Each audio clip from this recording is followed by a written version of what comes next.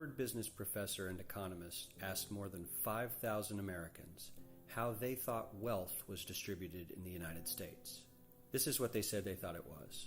Dividing the country into 5 rough groups of the top, bottom, and middle 3 20% groups, they asked people how they thought the wealth in this country was divided.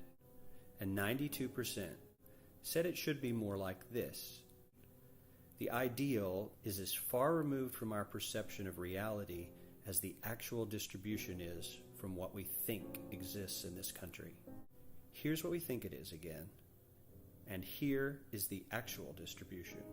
Not only do the bottom 20% and the next 20%, the bottom 40% of Americans barely have any of the wealth, but the top 1% has more of the country's wealth than 9 out of 10 Americans believe the entire top 20% should have.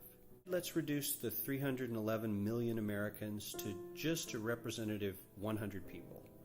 Here they are: teachers, coaches, firefighters, construction workers, engineers, doctors, lawyers, some investment bankers, a CEO, maybe a celebrity or two.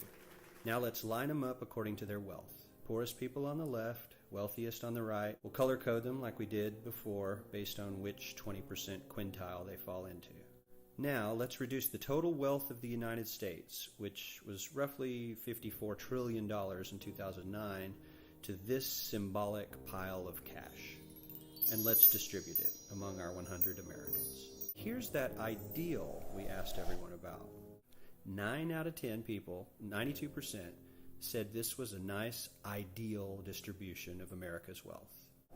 This is what people think America's wealth distribution actually looks like. Here is the actual distribution of wealth in America. The poorest Americans don't even register, and the middle class is barely distinguishable from the poor. Only the top 10% are better off. And how much better off? So much better off that the top 2 to 5% are actually off the chart at this scale. And the top 1%, this guy, well, his stack of money stretches 10 times higher than we can show. Here's his stack of cash, restacked, all by itself. This is the top 1% we've been hearing so much about. 1% of America has 40% of all the nation's wealth. The top 1% own half the country's stocks, bonds, and mutual funds. The bottom 50% of Americans own only 0.5% of these investments, which means they aren't investing. All we need to do is wake up and realize that the reality in this country is not at all what we think it is.